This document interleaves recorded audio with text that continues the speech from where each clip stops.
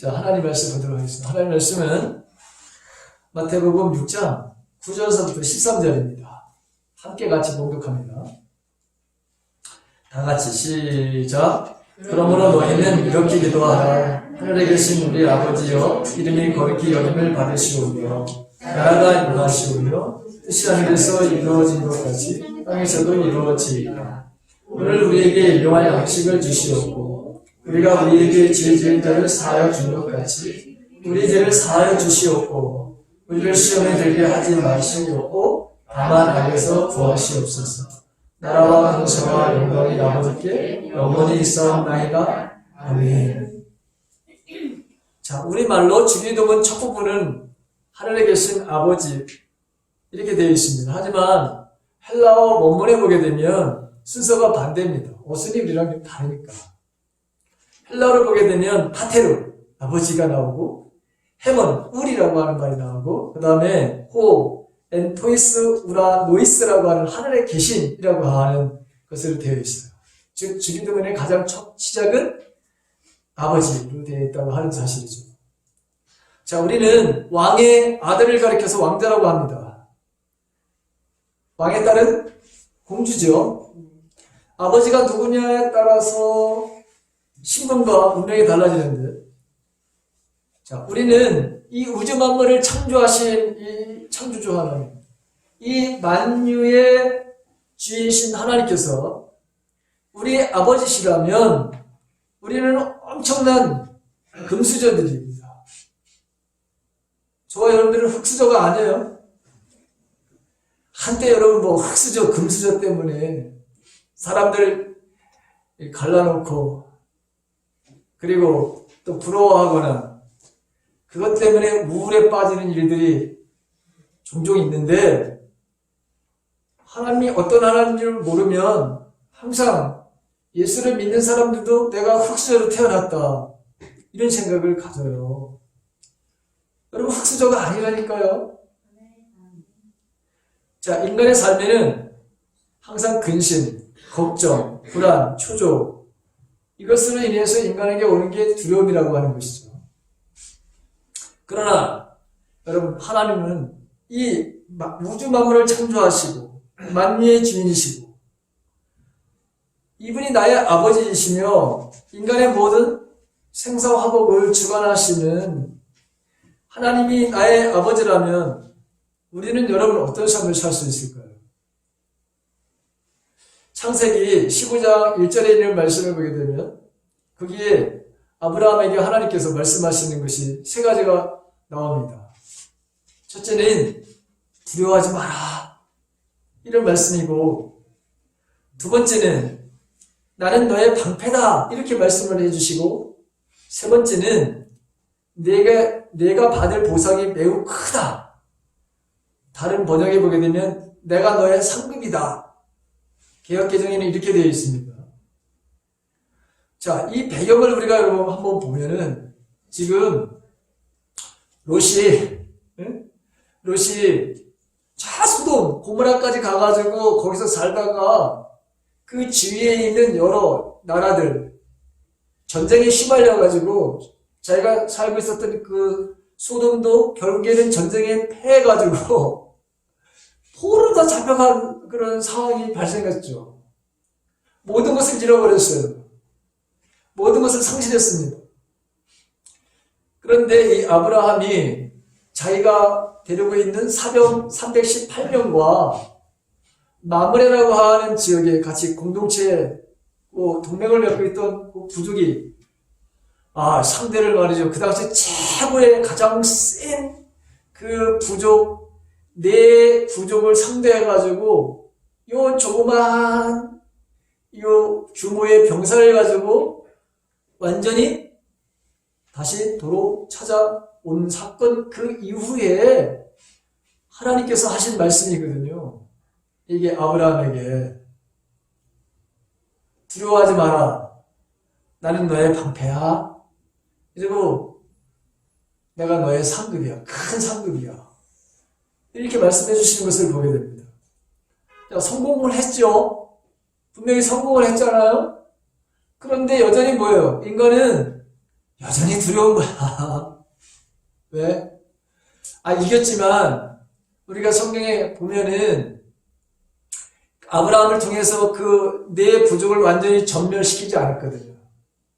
그냥 전쟁을 해가지고 몇 사람을 말하려면 죽었겠지만, 그런데 그 나머지 사람들은 여전히 살고 있는 거잖아요. 그러다 보니까 이 사람들이 언제 자신을 공격해 올지 모르는 그런 마음을 가지고 있는 거예요. 누가? 아브라함이. 숫자가 너무 작잖아요. 그럼에도 불구하고 하나님은 이 숫자에 관계없이 승리를 가져다 주셨어요. 그런데 여전히 아브라함의 마음속에는 불안한 거야. 그러니까 하나님께서 첫 번째 말씀하신 것이 두려워하지 말아라 했죠. 자, 오늘날 우리의 삶들 속에서도 마찬가지입니다. 이런 근심, 걱정, 불안, 초조로 인한 바로 두려움의 삶이 얼마나 많은지 모릅니다. 두려운 일 가운데 나이를 먹어가면서 제일 먼저 여러분 두려워하는 게 뭔지 아시죠? 건강이에요, 건강. 여러분, 그렇죠? 저는 잘 이걸 몰랐어요. 그런데 여러분, 죄송하지만 저도 나이를 먹어가니까 여기저기 망가지는 게 실제로 여러분 있어요. 그래서 나이를 먹어가면서 제일 관심을 갖는 것이 건강이구나라고 하는 걸 이제 조금 제가 아는 거예요. 여기저기 고장나는 게 있더라고요. 그래서 약을 저도 복용하고 있어요. 자, 그것뿐인가요? 지금 이 코로나 바이러스로 인한 이 실직의 위기, 재정적인 면에 여러분 이 파산에 대한 위기, 이런 근심 하잖아요. 그 다음에 자녀들에 대한 미래에 대해서 지금 이런 자녀들이 엄청나게 힘들어하는데 이 젊은이들, 지금 청소년들, 20대, 30대에 되는 이 젊은이들도 마찬가지로 얼마나 미래에 대한 불안한 마음을 가지고 사는지. 그 밑에 있는 세대들은 자그마치 직업을 10개를 가져야 된다는 거 아닙니까? 얼마나 끔찍한 일이에요. 직업을 10개나 가지고 살아야 되는 시대에 살아야 된다고 하는 이 젊은이들. 우리가 정말 기도해야 될 것 같아요. 요새 얼마나 많은 사람들이 이 주식과 또 이 부동산의 폭락으로 인해 가지고 얼마나 여러분 근심을 걱정을 하는지 모릅니다. 우리 교인들은 그런 근심 걱정하는 사람이 없어서 너무 행복해. 주식이 50% 폭락을 하던, 집값이 50%를 폭락을 하던 아무 상관이 없어 우리는. 제발 좀 제 개인적인 기도의 제목인데, 적어도 여러분 이 부동산의 50% 이상은 내가 폭락을 했으면 좋겠다는 그런 기도를 하고 있어요. 왜 그런지 아십니까? 인간이 어디에 목적을 두고 살아야 되는지를 모르는 거예요. 무엇이 여러분 삶의 의미인지를 모르는 거예요. 그냥 남들이 하면 나도 그냥 해야 되는 줄 알고. 이게 기독교인들, 소위 믿음을 가지고 있다고 하는 사람들도 이런 마음을 가지고 살아가요. 무엇이 하나님이 원하시는 삶인지, 나를 통해서 무엇을 하고 싶어 하시는지에 대한 관심이 없고, 오직 세상 사람들이 추구하고 좋아하는 이 세상 살림살이에 대한 온통 거기에 그냥 소위 믿음의 사람들이라고 하는 사람들 똑같이 반응을 보이면서 인생을 살아가니, 무엇이 여러분 우리가 구별된 삶을 살아가는 거예요 도대체. 그리고 다음 세대를 위해서도 그렇고, 여러분 정말 우리가 잠시 고통을 받는 일이 있다 하더라도 미래 세대를 위해서 정신적인, 정서적인, 영적인 이 문제에 심각하게 한번 생각해보고, 그리고 우리가 무엇이 잘못되었는지를 반성하는 계기로 인해서 저 개인적인 생각에는 적어도 한 40% 이상 이 지금 주식과 이 부동산이 좀 폭락을 하나님 주셨으면 좋겠다. 저 이런 개인적인 생각을 가지고 있어요. 걱정 없죠, 여러분? 뭐 걱정이야? 걱정 없어요. 전혀 너는 그렇지 않을 거라는 생각이 들어요. 자, 나는 너의 방패다. 하나님 지키시고 보호하신다고 하잖아요, 여러분. 예? 아니, 떨어져도 하나님이 보호하시고 지키신다고 말씀을 하고 계시잖아요, 여러분. 영적인 말로 우리도 전쟁을 하고 살잖아요. 언제나 불화살을 바로 우리가 맞고 있죠. 사단으로부터 얼마나 우리가 여러분 공격을 받고 있어요. 근데 내가 너의 방패야. 내가 너를 막아줄 거야. 이렇게 하나님 말씀하고 있잖아요. 또 내가 받을 보상은 크다 이렇게 말씀하잖아요. 하나님은 하나님 자신이 공급자이시라고 하는 거죠. 하나님 자신이 채워주시는 하나님이라고 말씀하고 계시잖아요. 하나님 자신이 복의 근원이시라고 하시면서 내가 너에게 받을 상급이 클 뿐만 아니라 내 자신이 내 상급이야. 그러면 된 거 아니에요, 여러분? 주식이 폭락하고 부동산이 폭락하고 무슨 상관이 있어, 우리에게? 근데 우리는 그것 때문에 여러분 잠을 못 자. 그것 때문에 여러분 뭐야? 나는 인생의 실패자인가? 별 생각을 다 하면서 근심 걱정 속에 살아간단 말이죠, 이게. 자, 하나님께서 아버지라는 사실을 내가 정말 믿는다면 우리가 이렇게 걱정하고 근심으로 두려워할 바른 이유가 있느냐라고 하는 것이죠. 그분이 나의 정말 아버지시라면 여러분 나에게 닥친 그 어려움과 그 어떤 고난의 문제도 이게 문제가 될 수 있겠느냐라고 하는 것이죠. 왜? 우리를 여기서 보게 되면 지키시고 보호하시는 하나님이라 이렇게 말씀하고 있잖아요. 이것은 아브라함에게만 하시는 말씀이 아니잖아요. 우리가 조금 전에 여러분 찬양을 했죠. 그 찬양 가사도 보십시오. 주님이 함께 하시면 우리 시험이 무슨 문제가 되느냐 분명히 우리가 여러분 그렇게 고백하며 찬양했잖아요. 그런데도 여전히 찬양은 찬양이고 뭐가 여러분 찬양은 찬양이야. 그게 진실을 담아가지고 우리가 내 마음이 그렇다고 하는 것을 진짜 하나님은 나를 보호하신 하나님이라고 하는 걸 100% 믿는 믿음이 그게 진짜 믿음이지. 하나님 그걸 원하시는 것이죠. 그래서 여러분 심지어 우린 죽음의 문제도 문제 될 것이 하나도 없어요. 사도 바울이 오죽하면 내가 빨리 죽어서 그 하늘나라에서 주님과 영원한 삶을 살고 싶다고 하는 말을 왜 했을까요? 그만큼 이 세상의 삶이 어렵다는 거지. 그 삶이 힘들다는 거죠. 나그네의 삶이 만만치 않다고 하는 것이죠. 하나님께서 주신 그 사역, 사명이 쉽지 않다는 것이죠.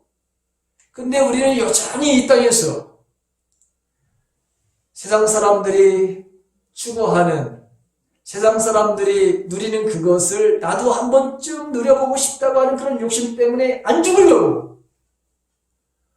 죽으면 큰일 날 것 같고 좀 안 죽었으면 좋겠다고 하는 생각을 가지고 여러분이 있잖아요. 그렇죠?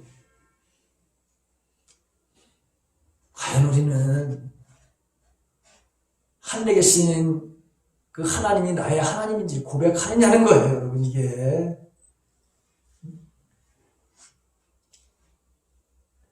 우리 아버지라고 하는 말을 사용하면서도 실상은 하나님이 나의 아버지라는 것을 믿지 못하고 있는 우리 자신들 아닌가 한번 생각해 보세요. 세상 사람들이 아니라 내가 바로 그런 사람들이 아닌가를 한번 이 아침에 한번 생각해 보세요. 여러분, 이 타종교, 다른 종교 그 신들은 항상 인간에게 두려움을 주는 존재입니다. 그래서 자신들의 그 믿고 있는 신에 대해서 경외에서 오는 그런 두려움을 갖는 것이 아니라 그 신들은 여러분 공포야. 두려움을 바로 가지다 주는 신들. 그래서 그 신들을 달래기 위해서 이방 바로 이 타종교 신자들은 수많은 수십원을 바로 여러분 달아야 돼. 심지어 그들의 바로 여러분 믿고 있는 그 신의 분노를 달래기 위해서 신의 관심을 바로 끌기 위해서 때로는 사람의 바로 여러분 사람을 인신을 바로 여러분 공양하는 이런 일들도 여러분 벌어졌었던 것이에요. 우리나라의 신청전이라고 하는 거 보세요. 그거 뭐 바다의 신을 뭐로 달래주기 위해서 사람을 바쳐야 된다며? 예? 이런가요? 심지어는 그 신들을 바로 달래고 내가 당신을 좋아하고 사랑하고 한다는 것을 보여주기 위해서 온 몸에 바로 여러분 상처를 내면서 피를 흘리면서 내가 바로 당신을 이렇게 좋아하고 사랑한다고 하는 것을 표현하는 이런 바로 여러분 이 종교들도 여전히 오늘날에도 여러분 있어요.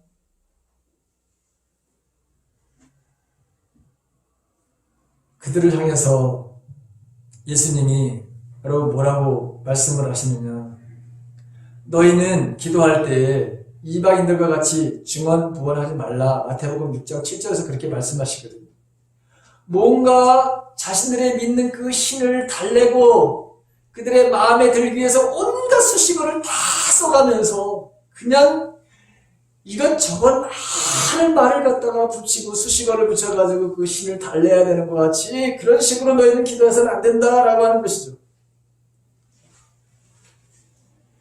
예수님 이전에도 여러분 그 이방인들처럼 사실 기도하지 않았거든요. 유대인들도.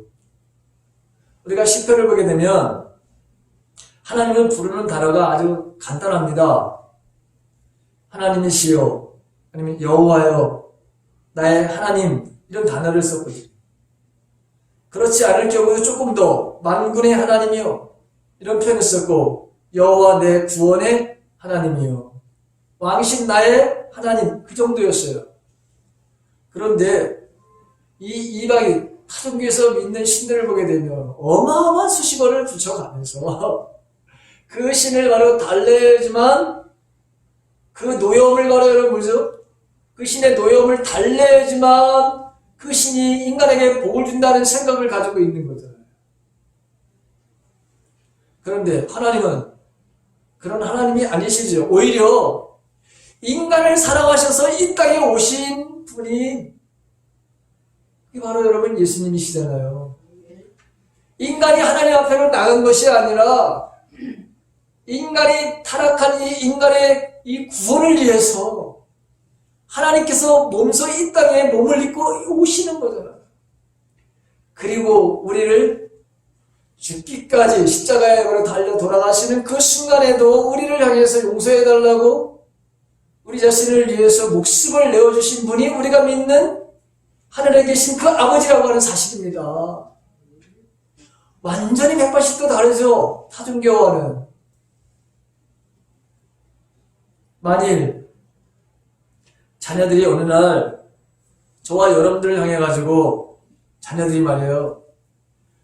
위대하시고 존경스럽고 잘생기시고 마음이 좋으시고 돈을 많이 버시고 지식에 뛰어나시고 무엇인지 못하시는 것이 없으신 훌륭하신 나의 아버지 어머님 만약에 이렇게 여러분들에게 자녀들이 이런 말을 한다면 여러분들은 그 자녀들에게 딱 한마디 해주고 싶은 말씀이 있죠. 야, 너 미쳤니? 아니거나 너 오늘 뭐 먹었어? 이런 말을 할 거예요. 뭔가 지금 뭐죠? 아쉬운 것을 지금 뭐죠? 이놈들이 뭔가 잘못을 저질렀거나 그래서 용서를 받아야 될 어떤 일을 저질렀거나 아니면 자기가 뭔가를 얻기 위해서 아버지, 어머니에게 뭔가 이런 돈을 지금 달라고 하는 이런 수식어를 어마어마하게 막 붙여가면서 그렇게 하는 거죠. 알죠, 우리는? 아, 이놈이 지금 뭐 때문에 지금 나에게 이런 지금 표현을 써가면서 하는지 그러면서 우리가 자녀들에게 되돌려주고 싶은 말은 정신 차려. 아니면 야 본론만 말해 본론만. 그래서 그렇게 다가오는 그 자녀들의 그 귀여움을 보고 여러분 그래 아쉬운 게 뭐야? 그래서 주지 않아요? 네? 줄 때도 있지만 주지 않을 때도 많죠. 자, 어쨌든 우리는 예수님처럼 하나님을 아빠, 아버지라 부를 수 있다는 사실. 사실 저는 육신의 아버지를 아빠라고 여러분 한 번도 부른 적이 없어요. 불러보고는 싶었는데 한 번도 여러분 불러보지 못했어요. 근데 저보다도 한학년 위에 있었던 그 선생님, 저를 가르치던 선생님이 딸이 있었는데 그 딸은 저보다도 한 살이 많은데 근데 그 선생님을 부를 때 보면 아빠 이렇게 부르거든. 야, 나도 우리 아버지를 보고 아빠 하고 소리를 한번 지르고 싶은데 안 되더라.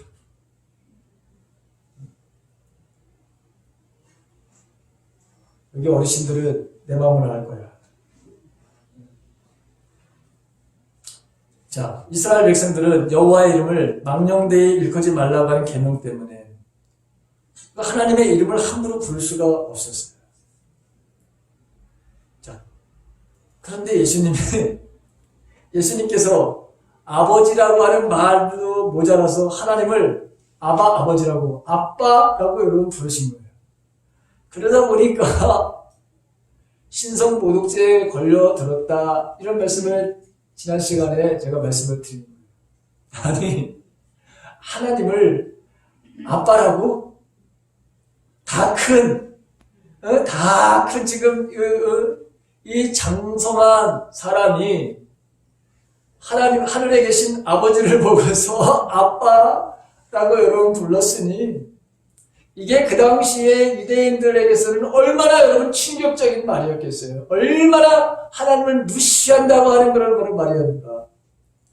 그런데 예수님께서는 이렇게 아빠라고 부르셨던 것은 그만큼 하나님과 나와의 친근감, 친밀함이라고 하는 것을 여러분 강조하신 것이고 그렇게 하나님은 우리와 친밀한 분이라고 하는 것을 알려주려고 했던 것이고 그리고 그분 앞에서는 하나님 앞에서는 우리 모두가 다 어린아이와 같은 그런 사람에 불과하다라고 하는 것을 알려주고 싶었던 것인데 오히려 그것이 신성모독죄에 걸리게 되는 어이없는 일을 다 하신 것을 보게 되죠. 아버지라고 하는 이 주기도문의 호칭은 무엇보다도 우리가 누구인가를 보여주는 명확한 바로 근거가 되는 거죠. 예수 그리스도의 이름을 믿는 자들에게는 하나님의 자녀가 되는 권세를 주셨다. 그게 요한복음 1장 12절에 있는 말씀이죠. 그래서 이 권세는 하나님을 우리의 아버지로 부를 수 있다고 하는 이 권세가 우리들에게 주어졌다. 똑같은 말씀이 로마서 8장 14절에서부터 17절에 나오는 이런 말씀이죠. 거기 보게 되면 하나님의 영으로 인도함을 받은 사람은 누구나 다 하나님의 자녀입니다. 여러분은 또다시 두려움에 빠뜨리는 종살이의 영을 받은 것이 아니라 자녀로 삼으시는 영을 받았습니다. 그래서 우리는 그 영으로 하나님을 아버지라고 부릅니다. 바로 그때 성령이 우리의 영과 함께 우리가 하나님의 자녀임을 증언하십니다.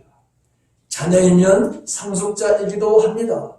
우리가 그리스도와 함께 영광을 받으려고 그와 함께 고난을 받으면 우리는 하나님이 정하신 상속자요 그리스도와 더불어 공동 상속자입니다. 이렇게 되어 있거든요. 여러분 만약 하나님이 우리의 아버지시라면 우리는 그래서 염려할 것이 없다라고 그렇게 말씀을 드리는 거예요. 두려움에 바라보면 사로잡힐 수가 없다고 하는 것이죠. 우리가 인생을 안절부절하면서 여러분 그렇게 존재가 아니라고 하는 것이죠. 그래서 예수님도 똑같은 말씀을 마태복음 6장 31절에서부터 32절에 말씀하시는 것입니다. 거기 그렇게 말씀하시죠, 예수님. 그러므로 염려하여 이르기를 무엇을 먹을까, 무엇을 마실까, 무엇을 입을까 하지 말라. 이는 다 이방인들이 구하는 것이라. 너희 천부께서, 너희 하나님께서, 너희 아버지께서는 똑같은 말이죠. 이 모든 것이 너희에게 있어야 할 줄을 아시느니라.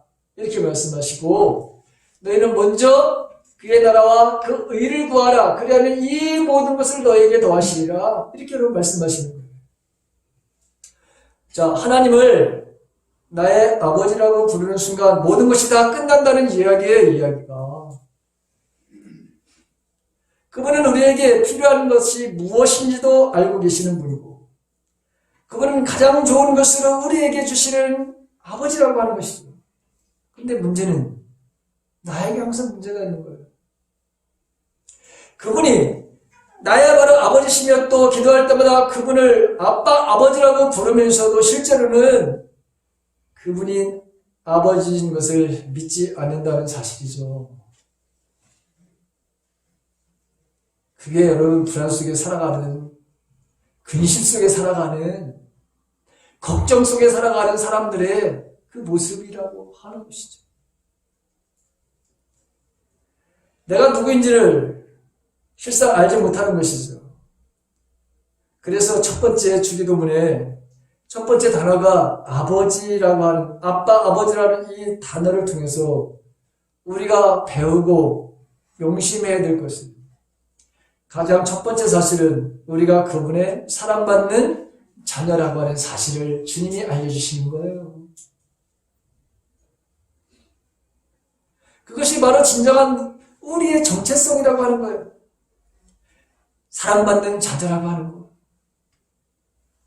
성경에는 우리의 정체성에 대해서 엄청나게 많은 것을 말씀하고 있습니다. 대표적으로 너희는 세상의 소금이다, 빛이다. 이것도 우리의 정체성이죠. 너희는 그리스도의 편지다, 향기다, 그리스도의 대사다, 그리스도의 신부다. 이것도 우리의 정체성이죠. 근데 그거보다도 가장 근원적인 정체성은 뭐냐? 그게 바로 너희는 하나님 아버지의 사랑받는 자녀다 라고 하는 이 말씀이에요. 우리가 하나님을 무서워하고 삶을 두려워하며 근심과 걱정에 전전긍긍한다면 여러분, 이 하나님께서는 어떠실까? 이 말은 3, 4살짜리 아이들이 좀 더 여러분 커서 중고등부 아이들도 마찬가지예요. 거기까지라도 어머니 나를 바라 여러분 부모를 걱정한다면 여러분들 그 자녀를 볼 때 어떤 마음이 듭니까? 내가 오히려 여러분을 저 자녀들을 위해서 내가 그들을 어떻게 해줄까에 대한 생각을 해야 되고 저들을 어떻게 잘 키울까라고 하는 그런 마음을 가져야 이게 정상인데, 아니 심지어 3살, 4살짜리 더 커서 크더라도 여러분 중고등부 다니는 청년까지라도 내가 어떻게 부모를 잘 모실까? 내가 어떻게 하면 부모에 대해서 부모의 저 걱정 관심을 내가 다 짊어지고 저 문제를 내가 해결해 줄까? 만약에 이런다면 여러분들의 마음은 어떻겠냐는 거예요. 하나님도 똑같다는 거죠. 그래서 리처드 포스트라고 하는 이 기도의 대가가 뭐라고 여러분 말을 했냐면 이런 말을 합니다. 오늘 하나님의 마음은 찢겨진 사랑의 상처다. 저만치 딴 일로 바쁜 우리 모습에 그분은 아파하신다. 그분께 다가오지 않는 우리를 보며 애통해 하신다. 그분을 잃어버린 우리를 인해 슬퍼하신다. 크고 많은 것만 쫓아다니는 우리 때문에 우신다. 그분은 우리가 곁에 있기 원하신다. 한마디로 우리가 하나님 아버지, 아빠라고 부르면서 하나님은 언제나 친근히 다가오시기를 기다리시는 분이다. 이미 우리에게 오신 이 주님. 그래서 우리도 더 한 발자국, 한 걸음씩, 아까 우리 저 집사님이 나는 한 걸음씩 그렇게 한 걸음씩 우리의 아빠가 되시는 아버지 앞에 나아가기를 누구보다도 원하시는 분이 우리가 믿는 그 하나님이라고 하는 사실이죠. 그런데 우리는 자꾸 숨어버리려고 합니다. 아담과 하와처럼 자꾸 뭔가 하나님과의 바로 관계 속에서 멀어지려고 하는 것이죠. 죄를 저지르고 두려운 마음에 숨어버린, 그렇지만 그 죄를 저지른 그 현장에도 하나님은 오셔서 그들이 말하는 어디에 있는지를 아시면서도 아담아 내가 어디에 있느냐 이렇게 부르시면서 그를 바로 다시 초청하시잖아요. 그분은 우리가 어떠한 죄를 지었건 그 죄에 대해서 우리가 회개를 하게 되면 아예 우리의 모든 죄를 기억도 하시지 않은 분이라고 했어요. 근데 우리는 여전히 나의 어떤 수치심과 어떤 죄책감과 열등감과 낮은 자존감, 이것으로 말미암아 자꾸 하나님을 바라보는 피하려고 해요. 사이먼 커브웰이라고 하는 사람이 인간의 모습을 말하고 이렇게 표현했어요. 이렇듯 달아난 노예처럼 우리는 자신의 실상을 피해 달아나거나 아니면 거짓 자아를 만들어낸다. 거짓 자아는 다분히 훌륭하고 꽤 매력있고 비상적으로 행복하다. 우리는 자신이 알거나 느끼고 있는 자아, 남들이 받아주거나 사랑해주지 않을 것 같은 그거죠. 그보다 무난할 듯한 다른 모습 속에 감춘다. 사람들에게 보이려고 예쁜 가면을 쓰고는 그 뒤에 숨는다. 그러다가 시간이 지나면서 우리는 자신이 숨어 있다는 사실조차 망각한 채 예쁜 가면이 자신의 참 모습인 줄 착각한다. 여러분, 하나님께서는 우리의 현 존재 자체를 사랑하신다는 거예요. 우리 자신을 우리가 볼 때 여러분 마음에 들지 않던 들든 상관없이 하나님은 존재 자체를 사랑하신다는 거예요.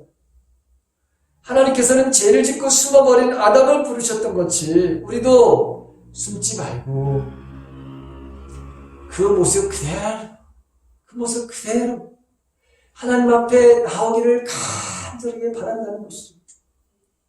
근데 우리는 우리가 가지고 있는 아픔과 상처, 그로 인한 죄책감과 수치심과 열등감과 어떤 거절감, 낮은 자존감, 이런 것들로 인해서 자꾸 하나님과의 뭔가 여러분 피하려고 숨으려고 해요. 그분은 우리들보다 나보다도 더 나 자신을 잘 알고 계신 분이시라고 지난주에 말씀드렸죠. 그런데도 우리는 뭔가 숨기려고 하기 때문에 그분 앞에 나오기를 두려워하고 숨는 삶들을 살게 됩니다. 하나님은 우리가 무엇을 잘해내고 무엇을 이루었기 때문에 우리를 바라보면 용납하고 우리를 받아들이고 우리를 사랑하는 것이 아니라고 하는 사실이죠. 우리가 절대로 여러분 잘나서 그분이 우리를 받아주시는 게 아니에요. 그분이 바로 그분은 우리 아버지시기 때문에, 그분은 우리가 그분의 자녀이기 때문에 무조건적인 사랑을 하시는 거예요. 조건 없는 무조건적인 사랑. 그런데 막상 자녀된 우리들은 그것을 믿지 못하는 거예요. 하나님 아버지를 여러분 믿지 못하는 거예요. 여러분, 하나님 그분을 여러분 자신을 믿지 못하니까 나는 언제나 하나님의 바로 은혜 속에서의 바로 삶을 살지 않으려고 합니다. 그래서 우리는 항상 거짓 가면을 쓰거나 일에나 어떤 쾌락에 빠져서 자꾸 자신을 바로 여러분 잃어버리려고 하는 그런 삶을 살아가는 그 모습들을 우리 너무나도 많은 거예요. 그래서 어떤 사람은 중독에 빠지는 것이죠. 일 중독에 빠지던 술에 빠지던 쾌락에 빠지는 바로 삶을 살게 되는 것이죠.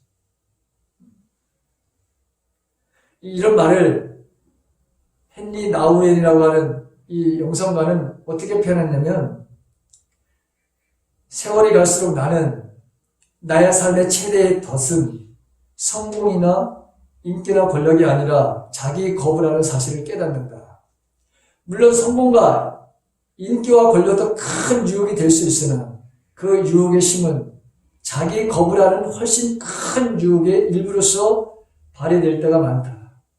자신이 사랑받지 못할 쓸모없는 존재라는 음성을 우리가 믿을 때 성공과 인기와 권력은 그만큼 매력 있는 대안으로 나오기 쉽다.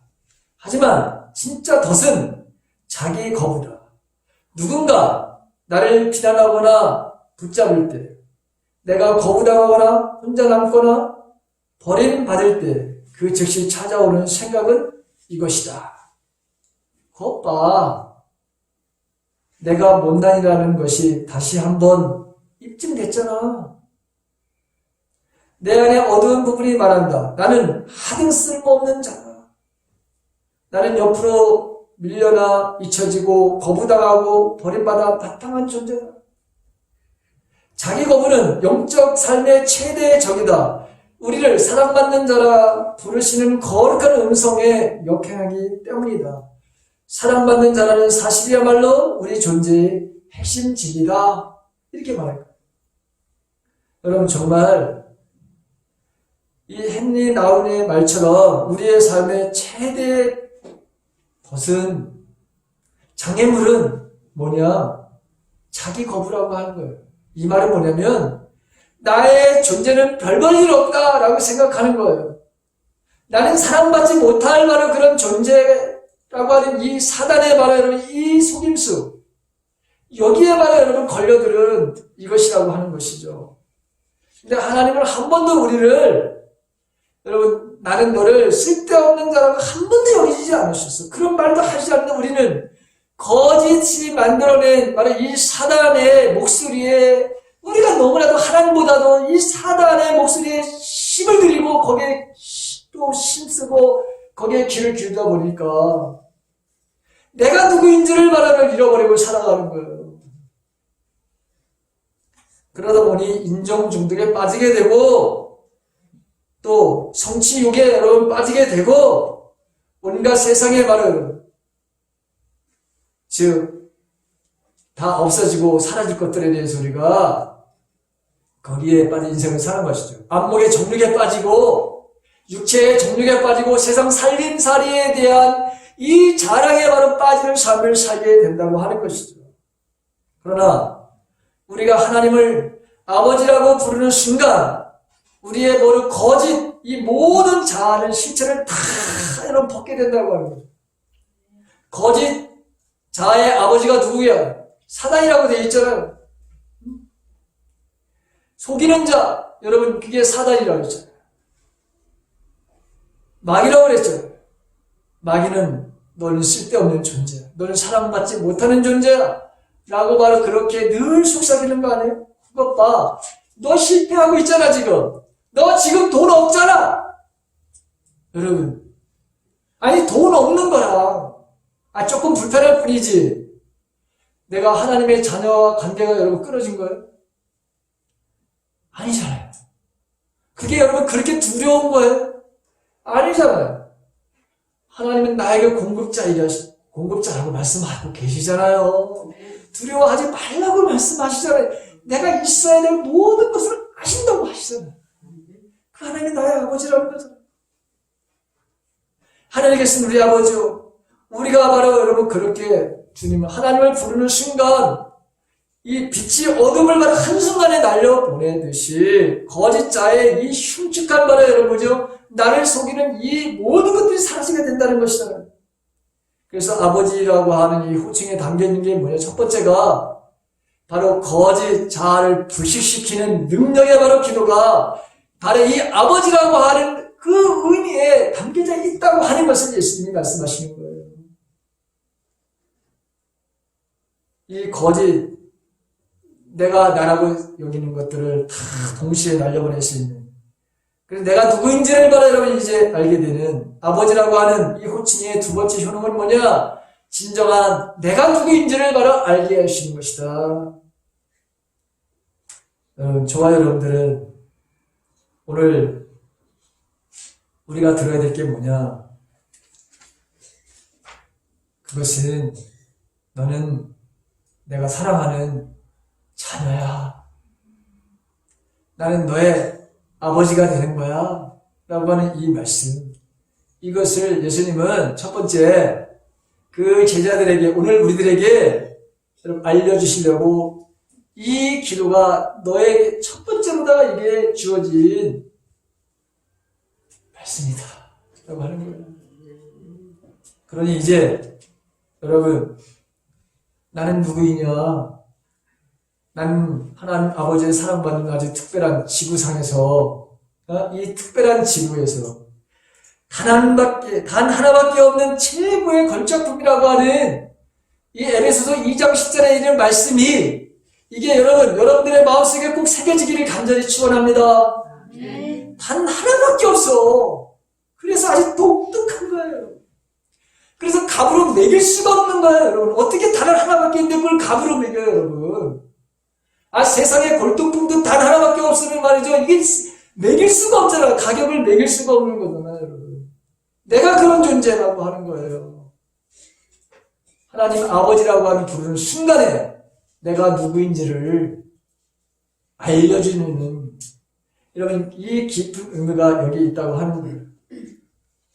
이제 무엇보다도 이 거짓, 내가 별 볼 없다고 여기는, 그렇게 생각하는 이 사단의 말의 이 거짓, 그리고 내가 그렇게 만들어진 내가 부서지고 깨어지는 것이 하늘에 계신 아버지라고 하는 이름을 부르는 그 순간에 이 모든 것들이 다 바로 깨어진다고 하는 사실을, 그럼 나는 그런 하나님의 독특한 사랑을 받을 수밖에 없는 존재라고 하는 이 사실을 여러분 알고 이제 세상에 두려움 없이 저와 여러분들이 살아가는 그런 삶이 있기를 예수님의 이름으로 간절히 축원합니다.